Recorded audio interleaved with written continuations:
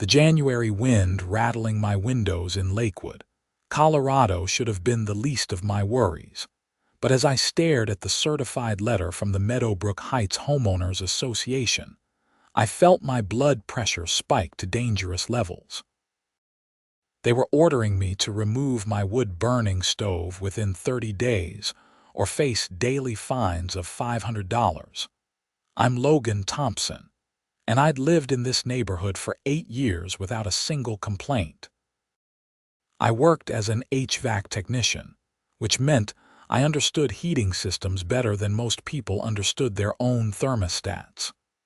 When I'd installed the wood stove in my basement 3 years ago, I'd done everything by the book. Building permits, professional installation, proper ventilation, chimney inspection, the works. The county had signed off on it. The fire marshal had given it a thumbs up. I'd even paid extra for a catalytic converter model that burned so cleanly you could barely see smoke from the chimney. But apparently, none of that mattered to Deborah Winters, the president of our HOA board. I crumpled the letter and immediately pulled out the community covenant documents I'd signed when I bought the house. I'd read them thoroughly back then, and I distinctly remembered there being no mention of wood stoves or backup heating systems. The rules covered external appearance, lawn maintenance, fence heights, and the usual suburban bureaucracy, but nothing about what heating systems you could have inside your own home. My phone buzzed. It was my neighbor, Frank Martinez, who lived 2 doors down. "You get the letter?" He asked without preamble. "Just reading it now." "You too?" "Yeah, but mine's about my propane heater in the garage. Apparently, it's a fire hazard even though I use it to keep my pipes from freezing. Did you know Deborah went through some kind of heating system crusade?" I pinched the bridge of my nose. "This is insane. These are backup systems. They're not hurting anyone." "Tell that to the HOA. Emergency meeting is Thursday at 7, Community Center. I'd suggest we both show up. Thursday couldn't come fast enough." I spent the next 2 days researching HOA law in Colorado, reading through every document related to our community, and preparing my case. The wood stove had cost me $4,000 to install properly. It wasn't just some aesthetic choice or hobby. Living in Colorado, where winter storms could knock out power for days, having a backup heat source wasn't paranoia, it was common sense. The community center was packed when I arrived Thursday evening. Apparently, Deborah's crusade had reached more people than just Frank and me. I counted at least 15 other homeowners, all clutching similar letters, all wearing expressions ranging from confused to furious. Deborah sat at the front table with 4 other board members, looking exactly like every HOA president stereotype come to life. Mid-40s, blonde hair cut in that specific Karen style that seemed to be a requirement for her position, and wearing what I'd describe as aggressive business casual. She had papers arranged in neat stacks in front of her, and that particular expression of smug authority that suggested she'd been waiting her whole life for this moment. "Let's call this meeting to order," she announced, tapping a gavel that seemed unnecessary for a group of 20 people in a room that held 200. "I'm sure you've all received your violation notices." Violation notices. A woman I recognized from the neighborhood pool stood up. "I've had my space heater for 6 years. It's never been a violation before." Deborah smiled in that way that wasn't really a smile. "The board has recently updated our interpretation of the covenant's safety regulations. Section 12. Subsection 4 states that homeowners must maintain properties in a manner that doesn't create hazardous conditions or negatively impact property values." I raised my hand, not waiting for her to call on me. "I'm Logan Thompson from 847 Maple Ridge. My wood stove has every permit required by Jefferson County. It was inspected and approved. How exactly does a county-approved, professionally installed heating system violate our covenant? The covenant gives the board discretionary power to interpret safety concerns, Deborah replied, her tone suggesting she'd been expecting this question. Wood stoves, propane heaters, and similar devices present increased fire risks. We're acting in the best interest of the community. That's insane, Frank called out. My propane heater is in a detached garage. It's safer than half the water heaters in this neighborhood. The decision has been made, Deborah said firmly. You have 30 days to remove the offending equipment or face fines. This policy will be enforced uniformly across all properties. I'd like to see the vote on this policy, I said, standing up. Board decisions require a vote, and major policy changes require homeowner notification 30 days in advance. I never received any notification that this was being considered. Deborah's smile tightened. The board voted unanimously at our last meeting. The vote was properly recorded. Was it a public meeting? Board executive sessions are not required to be public. I felt my jaw clench. Major policy decisions affecting homeowner property rights absolutely require public notice. I've been reading the bylaws, Deborah. You can't just spring this on people. Mr. Thompson, if you'd like to challenge this decision, you're welcome to file a formal complaint. Otherwise, you have 27 days remaining to comply. She turned her attention to the broader room. Does anyone else have questions? The meeting devolved into chaos for the next hour. People shouted, demanded explanations, and pointed out the absurdity of the policy. Deborah remained unmoved, citing safety concerns and property values like a broken record. Her fellow board members nodded along, clearly having been convinced by whatever argument she'd used in private. As people filed out, angry and frustrated, I approached the table where Deborah was gathering her papers. This isn't over, I told her. She looked up at me with that same plastic smile. Mr. Thompson, I understand you're upset, but this is for the good of the community.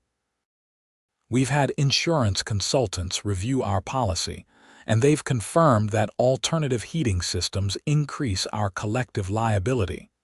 Show me the report. That's proprietary information shared with the board. Then show me the board meeting minutes where this was voted on. She gathered her papers into a leather folder. Those will be available through the proper channels. Submit a written request. I watched her walk away, flanked by two of her board members who seemed to serve as some kind of unnecessary entourage. Frank appeared at my elbow. She's really committed to this, he muttered. She's overreaching, and she knows it. I'm calling a lawyer tomorrow. You think it'll help?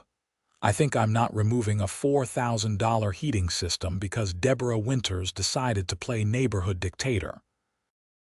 The next morning, I contacted James Richardson, a real estate attorney who specialized in HOA disputes.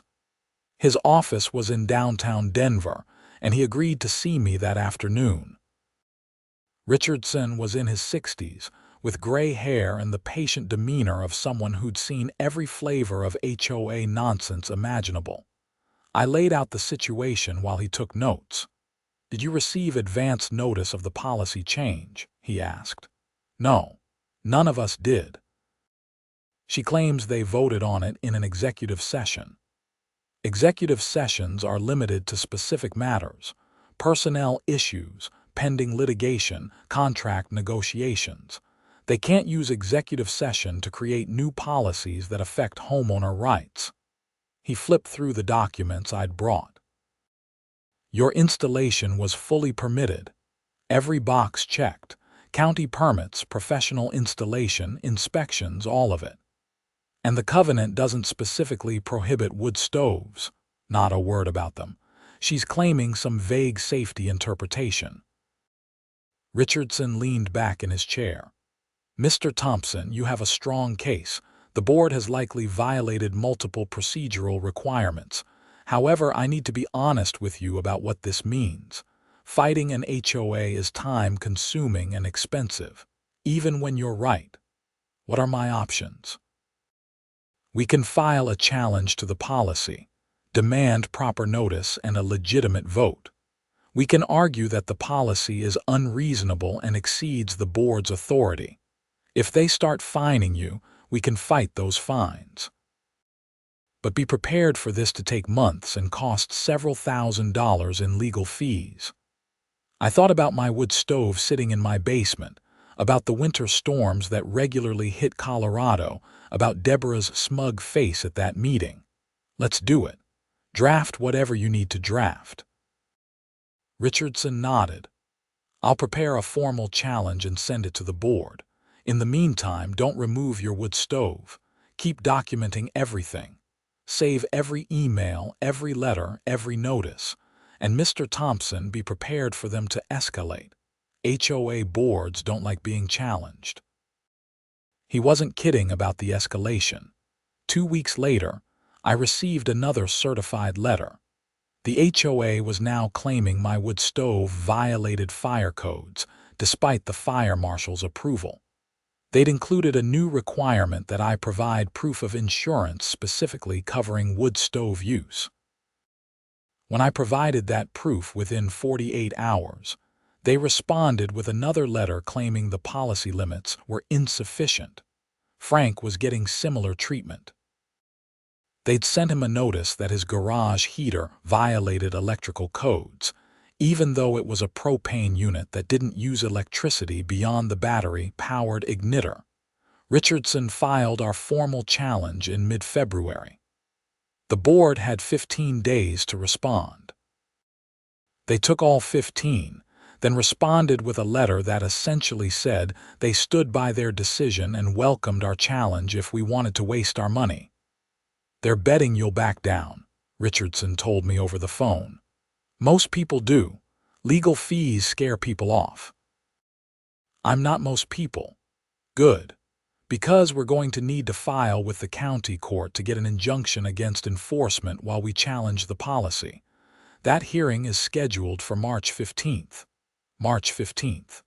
That gave Deborah and her board another month to make my life difficult. I wasn't looking forward to it. The weather that February was typical Colorado, unpredictable.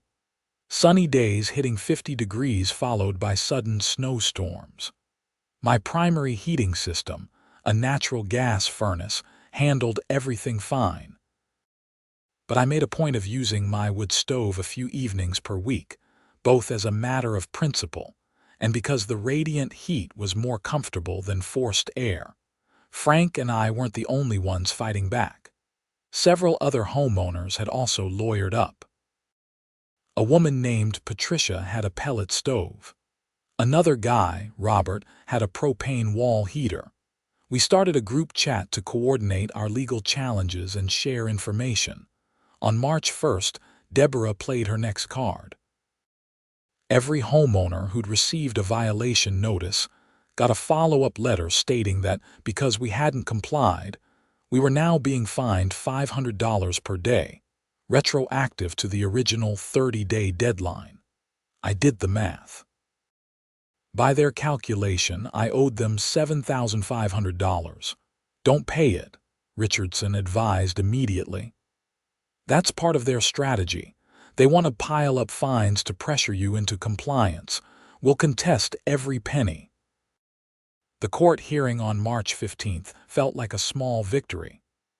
The judge, a no-nonsense woman named Margaret Torres, listened to both sides and seemed singularly unimpressed with the HOA's arguments.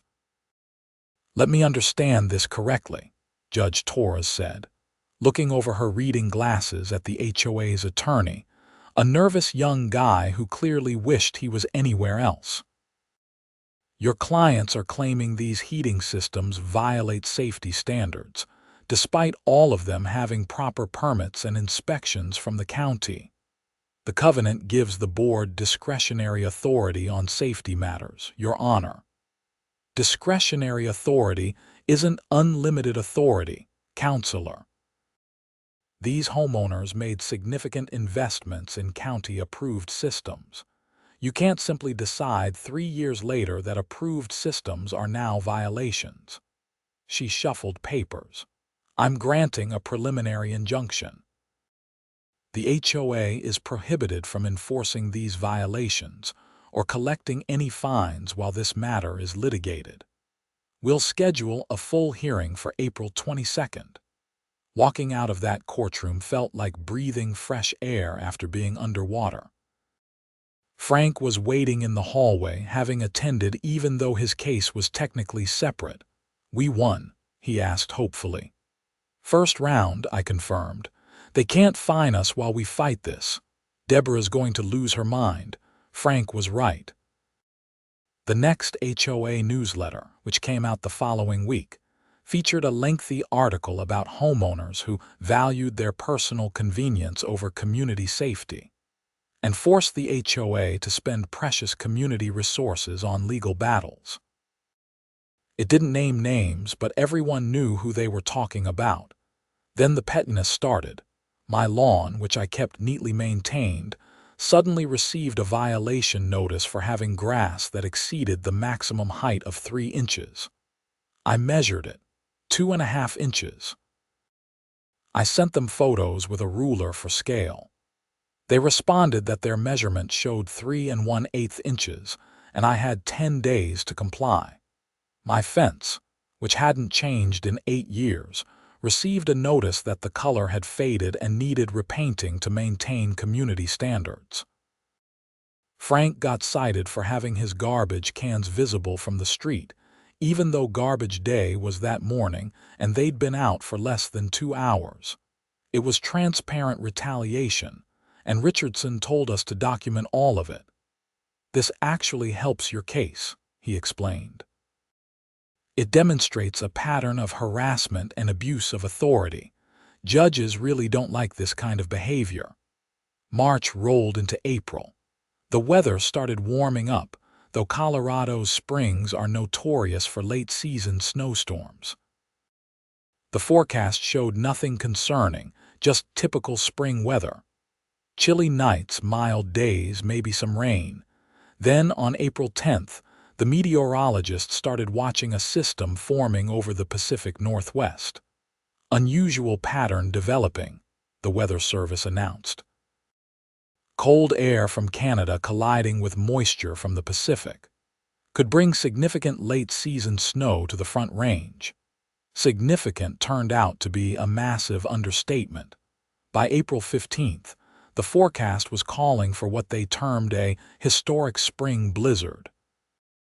20 to 30 inches of heavy, wet snow. Winds up to 60 miles per hour. Potential for widespread power outages. The kind of storm that hits Colorado maybe once every 10 or 15 years, and never this late in the season. People rushed to stores, stocking up on food and supplies. I checked my wood supply, grateful I'd kept it stocked despite the HOA nonsense. I had probably 2 weeks' worth of dry wood neatly stacked in my garage. My natural gas furnace was serviced and running perfectly. I was as prepared as anyone could be. The storm hit on April 18th, 4 days before our scheduled court hearing. It started as rain around noon, then transitioned to heavy, wet snow by mid-afternoon. By evening, we had 6 inches on the ground, and it was falling so hard I could barely see across the street. The wind picked up after dark, turning the snow into a complete whiteout. I went to bed that night listening to the wind howl and the windows rattle. The house was warm, my furnace humming along steadily. The power flickered twice but stayed on. At 3 in the morning, I woke up to complete silence. No furnace hum. No power. The darkness was total, the kind you only get when every electronic device in the house is dead. I grabbed my phone from the nightstand, using it as a flashlight to navigate to the window. The entire neighborhood was black. No streetlights, no house lights, nothing. The snow was still coming down in sheets, and the wind was rattling everything hard enough that I could hear trees cracking under the weight. I pulled on clothes and went downstairs, checking the furnace. Dead as expected. No power meant no igniter, no blower, nothing. The house was already starting to cool. I checked my phone for outage information. The power company's website, when it finally loaded on my spotty cell connection, showed over 50,000 customers without power across the Denver metro area. Estimated restoration time unknown. This was exactly the scenario I'd planned for when I installed the wood stove. I went down to the basement, gathered kindling and wood, and started a fire. The stove took about 20 minutes to get properly going, but once it did, the heat was immediate and comforting. I could feel the warmth radiating up through the house. By sunrise, the storm was still raging. The snow was at least 20 inches deep, with drifts up to 4 feet against houses and fences. The wind continued to howl, and the power was still out. My phone showed messages from several neighbors. People asking if anyone had power, if anyone had heard when it might be restored, if anyone had extra blankets. The temperature outside was in the low 20s. Inside houses without heat, it was dropping fast. I bundled up and attempted to venture outside. The snow was so deep and the wind so strong that I gave up after clearing just my front steps. My truck was completely buried. Nobody was going anywhere. Frank called around 10 in the morning. "You have heat?" "Wood stoves keeping the house warm." "You?" "Propane heater in the garage is keeping things from freezing, but the main house is getting cold. We're all camping in the garage with the door to the house open. It's not great, but we're okay. Have you heard from anyone else?" Patricia called. "Her pellet stove is keeping her whole house comfortable. Robert's place is warm. Pretty much everyone who ignored the HOA's ban is doing fine." "What about everyone else?" I looked out my window at the dark, silent houses. "Not good, I'm guessing." By afternoon, my phone started getting more desperate messages. A family with a newborn asking if anyone had a warm place they could come to. An elderly couple in their 70s saying their house was down to 48 degrees. Someone else reporting they'd checked on their neighbor and found them huddling under every blanket they owned. I called Richardson, who was also without power at his home in Denver. "This is going to get bad," I told him. "People are going to start having medical emergencies if this power outage continues. The HOA might face serious liability here," he said thoughtfully. "They banned backup heating systems right before a crisis that made those systems necessary. People could die and they're worried about liability. I'm just saying, document everything. Every message, every call for help. This strengthens your case considerably." I didn't care about the case right then. I cared about my neighbors freezing in their homes during a blizzard.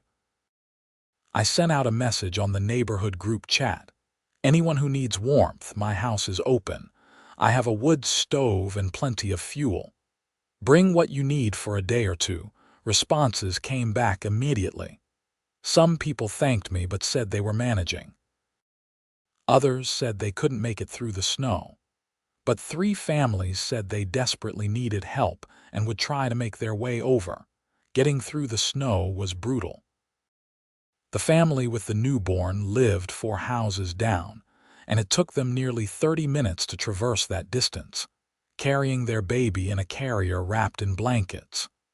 The elderly couple was closer, just 2 doors away, but they needed help walking through the waist-deep snow. By evening, I had 7 extra people in my house. We set up sleeping arrangements in the living room and den, both areas where the wood stove's heat reached comfortably. It was crowded and chaotic, but everyone was warm and safe.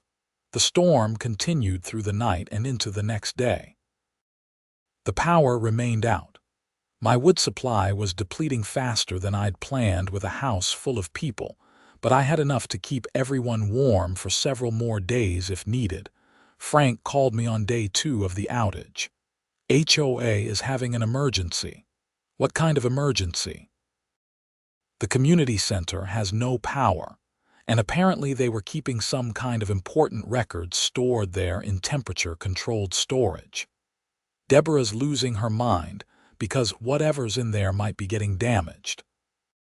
She's worried about paperwork while people are freezing in their homes. I'm just telling you what I heard.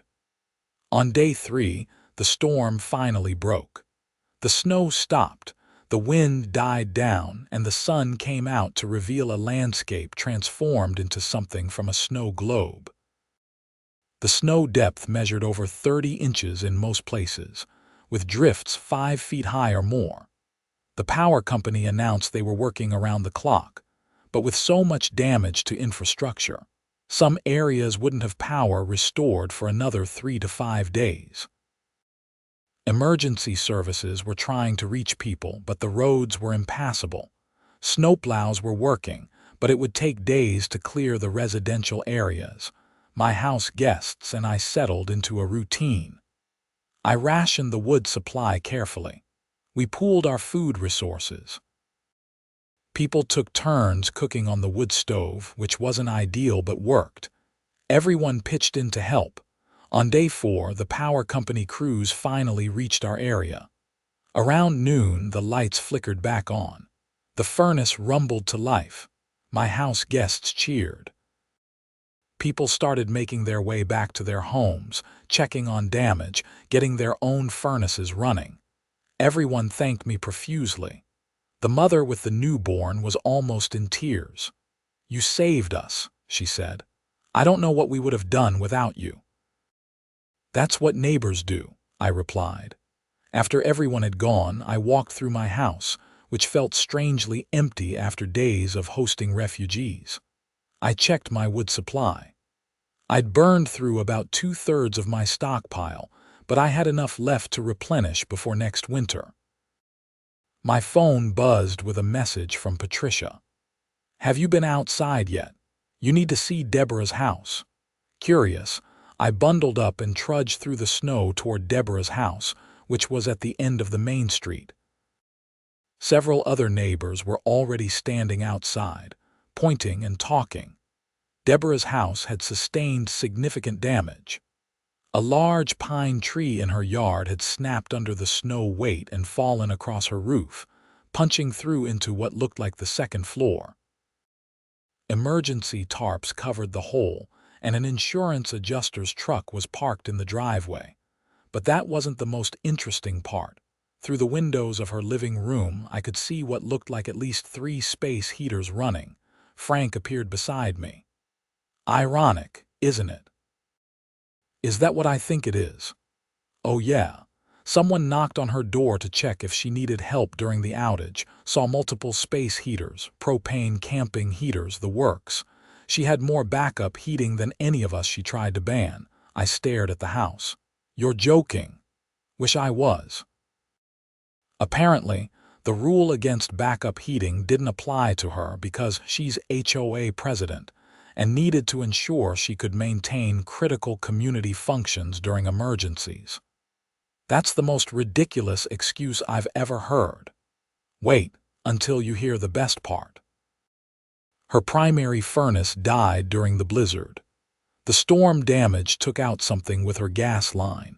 She spent the whole storm running those backup heaters she tried to ban everyone else from having. I couldn't help it. I started laughing. It was the kind of absurd, perfect irony that almost never happens in real life. My laughter died when I saw Deborah emerge from her house, wrapped in an expensive-looking parka, talking heatedly on her phone. She spotted the group of us standing there, and her expression could have frozen the already frigid air. "Don't you all have somewhere to be?" she snapped. "Just checking on neighbors," Frank called back cheerfully. "Making sure everyone survived the storm. Did you stay warm, Deborah?" Her face flushed red. My situation was completely different. I had emergency board responsibilities. "Right," I said. emergency board responsibilities that required you to have exactly the kind of backup heating you tried to ban the rest of us from having. The board's heating provisions are outlined in the covenant as necessary for maintaining community operations. Show me where it says that, I challenged. I've read that covenant front to back. There's no special provision for board members. She turned on her heel and went back inside, slamming the door hard enough that snow fell off the roof. The court hearing scheduled for April 22nd had to be postponed because of storm damage and backlogged court schedules. It was rescheduled for May 6th. In the meantime, the aftermath of the blizzard became impossible for the HOA to ignore. Multiple news outlets ran stories about the storm and its impact. Several featured interviews with homeowners who'd struggled without power for days, specifically mentioning that those with backup heating systems had fared much better. One local news station did a feature on storm preparedness that included an interview with me, standing in front of my wood stove, explaining how it had kept my family and several neighbors warm during the multi-day power outage. The reporter asked pointed questions. "We understand your HOA had banned wood stoves before this storm. Do you think that ban was appropriate?" "I think banning backup heating systems in Colorado, where severe winter storms are a known risk, is dangerous and shows poor judgment," I replied carefully. Richardson had coached me on what to say. Thankfully, a judge issued an injunction preventing enforcement, which meant I could use my legally installed, county-approved wood stove to help neighbors in need. The story aired that evening. By the next morning, it had been picked up by other local stations and several national outlets. Suddenly, our little HOA dispute was getting attention far beyond our neighborhood. The HOA responded with a press release claiming they'd been reviewing the policy in light of recent events and wanted to ensure all homeowners had appropriate safety provisions. It was corporate speak for absolutely nothing, but it showed they were feeling the pressure. More importantly, several homeowners who'd previously supported the ban started speaking up. One couple who'd been vocally in favor of Deborah's heating system publicly apologized after spending 3 days shivering in their house because they couldn't use their small propane heater that they'd removed to comply with the violation notice. By the time May 6th rolled around, the mood in the neighborhood had shifted dramatically. The pre-hearing poll of homeowners that Richardson had commissioned showed over 70% now opposed the heating system ban. The courtroom was more crowded for the full hearing than it had been for the preliminary injunction. Judge Torres presided again, and she'd clearly done her homework on what had happened during the storm. "Let's get right to it," she began. "I've reviewed all the filings and I've also taken note of recent events. Counselor Richardson, present your case." Richardson stood professional and prepared. He laid out the procedural violations, the lack of proper notice, the overreach of board authority, and the unreasonable nature of the ban. He presented documentation of my wood stove's permits and inspections. He showed evidence of similar systems throughout the community that had been in place for years, without incident. Then he played his trump card, submitting evidence of Deborah's own backup heating systems and testimony from multiple homeowners about how those systems had been critical during the blizzard. "Your Honor, this isn't just about procedural violations or interpretations of covenants. This is about a board that attempted to ban safety equipment that proved essential during a recent emergency, while the president herself maintained the very systems she tried to prohibit for others. The hypocrisy and overreach here is stunning." The HOA's attorney, who'd clearly been briefed extensively since the last hearing, tried to argue that the board had acted within its authority and that the storm was an unforeseeable event. Judge Torres cut him off. Counselor, Colorado has significant winter storms regularly. A severe storm is absolutely foreseeable. The fact that this particular storm was historic in scale only proves the plaintiff's point about the necessity of backup heating. She reviewed her notes for a moment, then looked up. I'm ruling in favor of the plaintiffs. The HOA's ban on backup heating systems is declared invalid and unenforceable.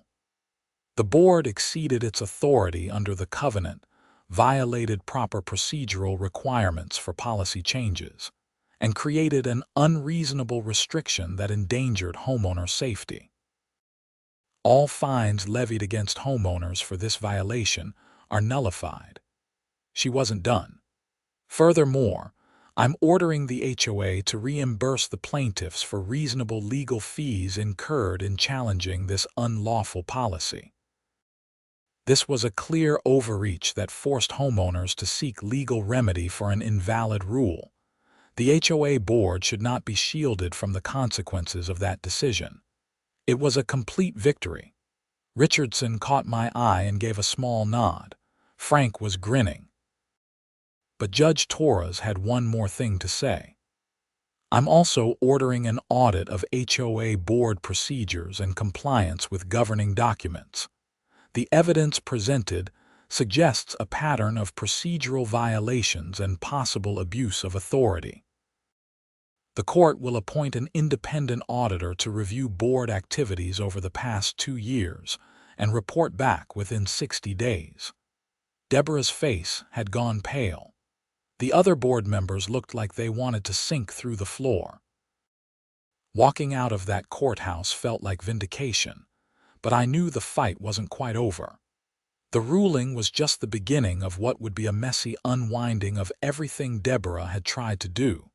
The audit ordered by Judge Torres began immediately. A professional HOA management consultant named Karen Anderson took over the review. The irony of her name wasn't lost on anyone, though Karen Anderson turned out to be nothing like the stereotype. She was thorough, professional, and didn't tolerate nonsense. Her preliminary findings, released 3 weeks after the court order, were damning. The heating system ban had indeed been passed in a closed executive session without proper notice or authority. The board had violated multiple procedural requirements for rule changes. Deborah had used HOA funds to consult with attorneys about the ban without proper board approval, spending nearly $15,000 of community money on what turned out to be an illegal policy. Worse, the audit uncovered that Deborah had also approved several contracts with vendors without proper bidding or board votes, potentially violating fiduciary duties. She'd authorized a $20,000 landscape redesign for the community entrance using a company owned by her brother-in-law. She'd hired a property management company at inflated rates that happened to be owned by a friend from her book club. The full audit report, released in mid-June, recommended that the board be dissolved and new elections held immediately. It also suggested that certain board members, primarily Deborah, might face personal liability for breaches of fiduciary duty. An emergency homeowners meeting was called for June 25th. Every homeowner in Meadowbrook Heights received notice. The community center was packed beyond capacity, with people standing in the hallways and outside the doors. Karen Anderson presented the audit findings to the assembled homeowners. The room got quieter and angrier as she went through each violation, each questionable decision, each dollar of community funds improperly spent. When she finished, she opened the floor for questions. The eruption was immediate. How did this happen without anyone noticing? Someone shouted. Are we liable for the legal fees? Can we sue Deborah personally? How much money did she waste? Karen raised her hands for quiet. The total amount of potentially misspent funds is approximately $78,000. That includes the legal fees for the heating ban defense, the improperly awarded contracts, and several other questionable expenditures. As for personal liability, that would be a matter for homeowners to pursue through separate legal action. I raised my hand and was recognized. What about insurance? Does the HOA have directors and officers insurance that would cover this? Yes, but the policy has a $50,000 deductible and certain actions, particularly intentional violations or self-dealing, may not be covered. Deborah, sitting in the front row where the board members had been relegated, stood up. This is a witch hunt. Every decision I made was in the best interest of the community. These are minor procedural issues being blown out of proportion by people with grudges. The room erupted again. Multiple people started shouting at once. Frank yelled something about hypocrisy. Patricia called out about the wood stove ban nearly getting people hurt during the blizzard. Someone else brought up the tree that had destroyed part of Deborah's roof and made a joke about karma. Karen restored order with difficulty. The findings are based on documentary evidence and community bylaws.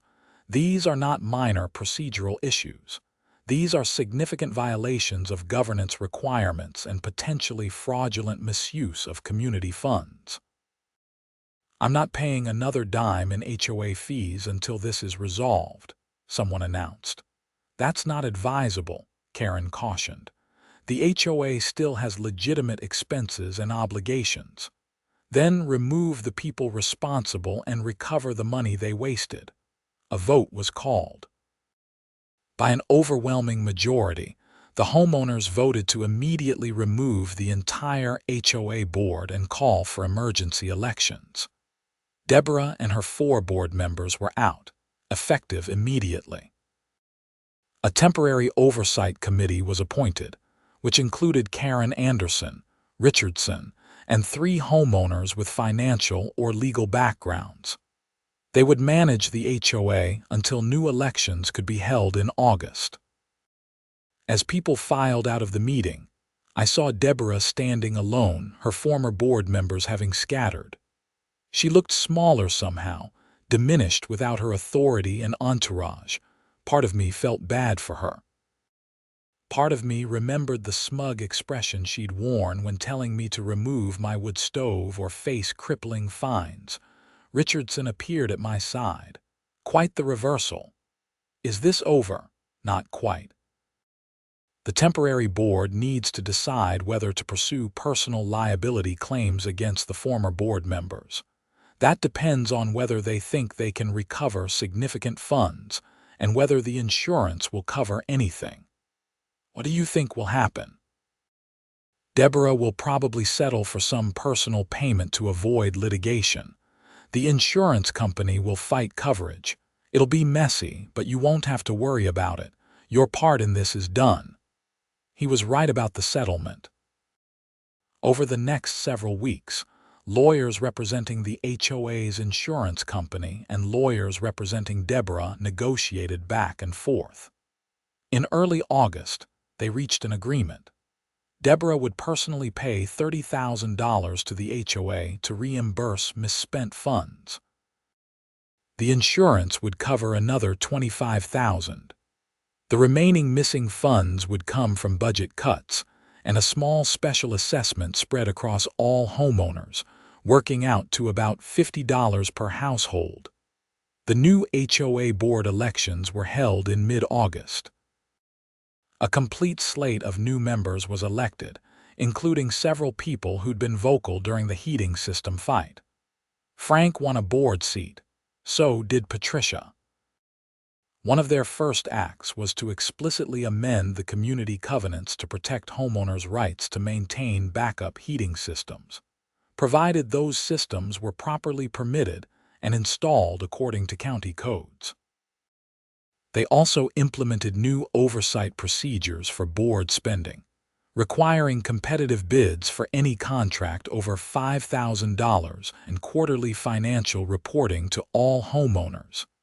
Deborah's house sold in September. I heard through the neighborhood grapevine that she and her husband were moving to Arizona, far away from HOAs and snow, and the neighbors who'd witnessed her spectacular fall from petty power. The winter that followed was mild by Colorado standards. We had snow, but nothing like the previous April's historic blizzard. I used my wood stove regularly, enjoying the radiant heat and the peace of mind that came from having a proven backup system. Frank and I became good friends through the whole ordeal. We'd occasionally have dinner together and laugh about the absurdity of what had happened. Other neighbors would stop by to chat, and there was a sense of community that hadn't existed before, forged through shared struggle and ultimate victory. In February, almost a year after receiving that first violation notice, I received an official letter from the Meadowbrook Heights HOA. For a moment, old anxiety spiked. Then I opened it and read that the board wanted to officially thank me for my community service during the April 2024 blizzard emergency, and present me with a small plaque recognizing my assistance to neighbors in need. The plaque ceremony was held at a community gathering in March. It was a small thing, mostly symbolic, but standing there accepting recognition for doing what any decent neighbor would do felt like the final punctuation mark on the whole saga. Frank nudged me as we stood together afterward, drinks in hand. "Remember when she threatened to fine you $500 a day? Every single day," I replied. "Worth it." I looked around the room at neighbors chatting, laughing, actually enjoying an HOA event for once. I thought about the policy changes that protected everyone's rights. I thought about Deborah somewhere in Arizona, probably looking for a new neighborhood to terrorize with her petty authority. "Yeah," I said, "definitely worth it. The wood stove in my basement continues to work perfectly. I had it inspected and serviced that spring, and the technician confirmed it was in excellent condition. I rebuilt my wood supply, stacking it neatly in the garage, ready for whatever Colorado weather might throw at us. The HOA still exists, of course. It has to, for managing common areas and handling legitimate community business. But it's different now. Board meetings are transparent. Spending is scrutinized. Decisions that affect homeowners are actually discussed with homeowners before being implemented. Novel concept, really. I kept every document from the entire ordeal. The violation notices, the legal filings, the court orders, the audit reports, all of it. I have them in a file box in my home office, a reminder that sometimes standing up to petty tyranny actually works out. Sometimes I tell the story to friends or coworkers who complain about their own HOAs. They always ask the same question. But was it worth the stress and money and time? I show them the plaque on my wall. I tell them about my neighbors who stayed warm in my house during that blizzard. I tell them about the policy changes that now protect everyone's rights. I tell them about Frank's propane heater and Patricia's pellet stove and Robert's wall heater. All still working, all still legal, all ready to keep people safe during the next emergency. And I tell them about the satisfaction of seeing a petty tyrant finally face consequences for overreach and abuse of authority. Then I tell them, yeah, it was absolutely worth it. The April blizzard of 2024 became something of a neighborhood legend. Every year when spring rolls around and the weather forecasters start talking about potential late-season storms, someone invariably brings it up. People joke about making sure their backup heat is ready, and there's always someone who mentions how Deborah banned backup heating right before we needed it most. New residents moving into the neighborhood hear the story eventually. It's become part of the community lore, passed down like any good cautionary tale. I've had several people knock on my door specifically to ask about the wood stove, curious about installation costs and permits after hearing about how useful it was during the storm. The irony is that Deborah's crusade against backup heating systems probably resulted in more people installing them. After witnessing what happened to those without backup heat during a multi-day power outage, people realized these systems weren't luxuries or hobbies. They were legitimate safety equipment. Local hardware stores reported a significant uptick in wood stove and pellet stove sales in the months following the blizzard. HVAC companies doing installations mentioned that homeowners specifically cited the Meadowbrook Heights situation as motivation for getting backup systems installed properly. I even had a reporter from a home improvement magazine contact me for an article about backup heating systems. They wanted to interview me about best practices, permit requirements, and the HOA situation. The article ran in their fall issue, right when people start thinking about winter preparation. Richardson called me when he saw the article. "You're famous now." The HOA fighting, backup heating hero of Colorado. That's definitely not how I plan to be known. Could be worse. You could be known as the HOA president who banned backup heat before a historic blizzard. True. How's your practice? Busier than ever. I've had a dozen new clients contact me specifically because they heard about your case. Apparently, winning against an HOA gets attention from everyone else fighting their own HOA battles. Happy to help your business. Speaking of which, you never asked about what the final damage was on your end. Legal fees, time invested, all of it. I'd honestly tried not to think about it too much. Do I want to know? Your total legal fees came to about $8,000. But the court ordered the HOA to reimburse you. Remember, you got back $9,200, which covered your fees plus compensation for time and costs. You actually came out ahead. I did. Yep. The HOA had to pay everyone who successfully challenged them, plus cover their own legal costs, plus pay the audit fees, plus pay the settlements. That heating system ban probably cost the community close to $200,000 when all was said and done. I whistled low. That's a lot of money for a policy that lasted less than 3 months. That's the cost of overreach. And frankly, they got off light.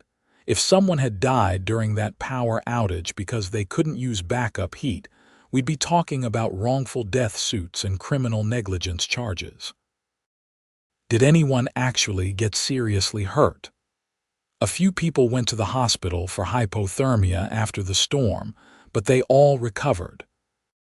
One elderly man had a heart attack that his family believes was triggered by the stress of trying to stay warm in a 40-degree house.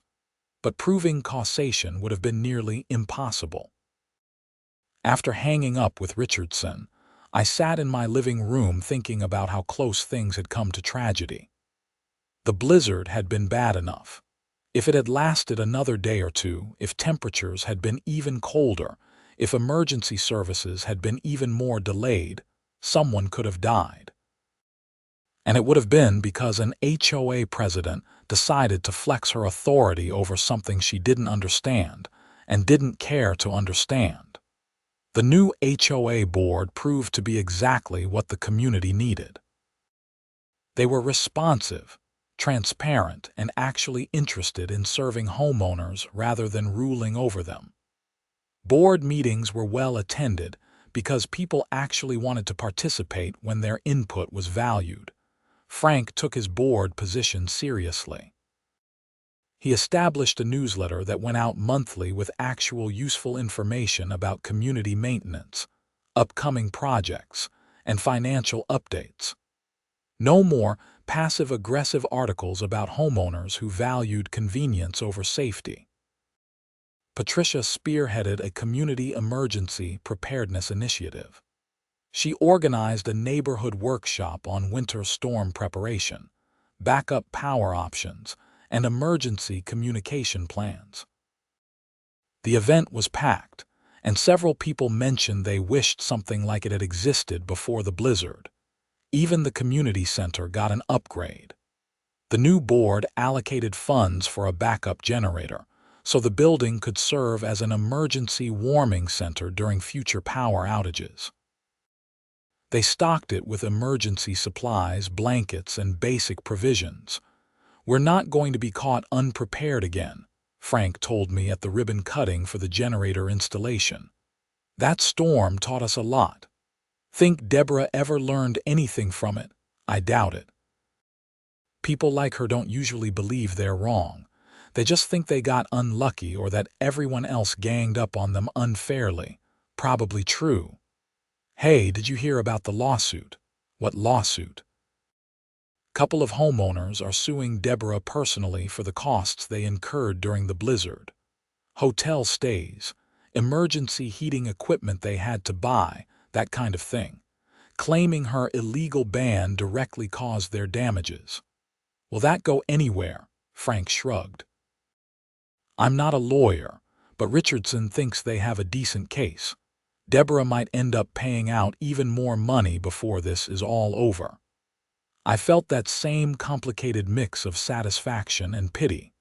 Satisfaction because consequences for abuse of authority are important. Pity because watching someone's life implode, even someone who'd caused problems, wasn't enjoyable, but mostly satisfaction. The following winter brought normal Colorado weather. Cold snaps, a few decent snowstorms, nothing historic or emergency worthy. My furnace worked fine all season. I used my wood stove regularly anyway, enjoying the warmth and the principle of the thing. One evening in January, I was sitting in my living room with a fire going in the wood stove when someone knocked on my door. It was late, almost 9, which was unusual for unexpected visitors. I opened the door to find a young couple I didn't recognize, both bundled against the cold. "Hi, I'm sorry to bother you," the woman said. "We're the new owners of 892 Maple Ridge, just moved in last week. We heard you were the person to talk to about wood stoves." I invited them in, and over coffee, they explained they'd heard the story about the HOA incident and the blizzard. They were interested in installing their own backup heating system and wanted advice. I walked them through the process, getting permits from Jefferson County, finding a reputable installer, choosing the right type of stove for their space, understanding maintenance requirements, and navigating the HOA requirements, which were now actually reasonable and clearly spelled out. "It sounds like a lot of work," the husband said. "It is," I agreed, "but it's worth it. Not just for emergencies, but for peace of mind. When you live in Colorado, you need to be prepared for winter to throw you curveballs." They thanked me and left with a list of recommended installers and suppliers. It was the 4th or 5th similar conversation I'd had with new neighbors over the past year. The story had staying power because it was about more than just a wood stove or an HOA. It was about the fundamental question of how much authority a community organization should have over individual homeowners, and what happens when that authority is abused. It was about someone standing up to petty tyranny and actually winning. It was about preparation and common sense prevailing over bureaucratic overreach. And it was about a community coming together during a crisis and coming out stronger afterward. All because I'd installed a wood stove and refused to let an overzealous HOA president bully me into removing it. As I write this, it's been almost 2 years since that first violation notice. My wood stove is still working perfectly. The HOA is functioning well under competent leadership. The neighborhood has a genuine sense of community that didn't exist before. And somewhere in Arizona, Deborah Winters hopefully learned a valuable lesson about the limits of petty authority and the consequences of overreach. Though knowing her type, she's probably already president of her new HOA, making someone else's life difficult over some trivial rule violation. But that's not my problem anymore. My problem is making sure I have enough wood stacked for next winter, keeping my permits up to date, and maybe hosting another neighborhood preparedness workshop before storm season starts. Because the truth is, despite all the stress and frustration and legal battles, I wouldn't change how things played out. Fighting back against that HOA ban was the right thing to do, not just for me but for everyone in the community. Sometimes standing up to bullies costs money and time and energy. And sometimes, just sometimes, it's absolutely worth every penny and every minute. The wood stove in my basement isn't just a heating system anymore. It's a symbol of individual rights, common sense, and the importance of being prepared. It's a reminder that community rules should serve residents, not control them. And on cold winter nights when I'm sitting by the fire, warm and comfortable, I think about that blizzard and smile. Because when the next big storm comes, whenever that might be, I'll be ready. And this time, so will everyone else.